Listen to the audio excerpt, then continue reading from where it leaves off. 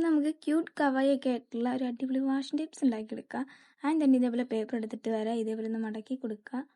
ഇതേപോലെ ഇങ്ങനെ അമർത്തി മടക്കുകയൊന്നും വേണ്ട, ജസ്റ്റ് ഒന്ന് മടക്കി കൊടുത്താൽ മതി. കാരണം നമുക്ക് നൂത്തെടുക്കാനുള്ളതാണ്, അതിന് വേണ്ടിയിട്ടാണ്, സിമ്പിളായിട്ട് ചെയ്യാൻ വേണ്ടിയിട്ടാണ് കേട്ടോ. അപ്പോൾ ആദ്യം തന്നെ ഇതുപോലെ മടക്കി കൊടുക്കുക. അതിന് ശേഷം കത്രിക എടുത്തിട്ട് വന്നിട്ട് ഇതേപോലെ ഒന്ന് കട്ട് ചെയ്തെടുക്കുക.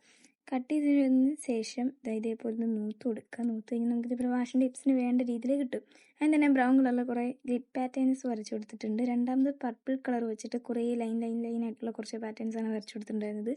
പിന്നെ വന്നിട്ട് ഗ്രീൻ കളർ എടുത്തിട്ട് വന്ന് ആ പേപ്പറിൻ്റെ രണ്ട് സൈഡിലായിട്ടും ഗ്രീൻ കളർ ഇങ്ങനെ പടർന്നു പോകുന്ന രീതിയിൽ ഒന്ന് പെയിൻറ്റ് ചെയ്തെടുക്കുക. കളർ അടിച്ചെടുക്കുക. അതിന് ശേഷം വേറെ ഒന്നല്ല ചെയ്യേണ്ടത്, അടുത്ത പേപ്പർ എടുത്തിട്ട് വരാം. അടുത്ത പേപ്പറിൽ സിമ്പിളായിട്ടുള്ള കാര്യമാണ് വരയ്ക്കാൻ വേണ്ടിയിട്ട് പോകുന്നത്, ഫ്ലവേഴ്സാണ്.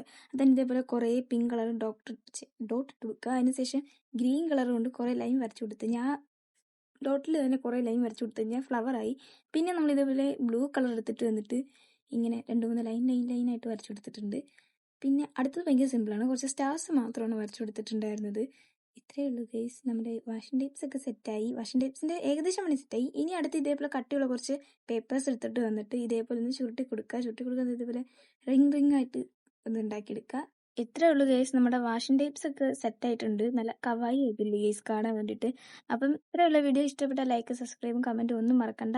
അടിപൊളിയായിട്ടുള്ള അടുത്ത വീഡിയോ ആയിട്ട് നമുക്കിനി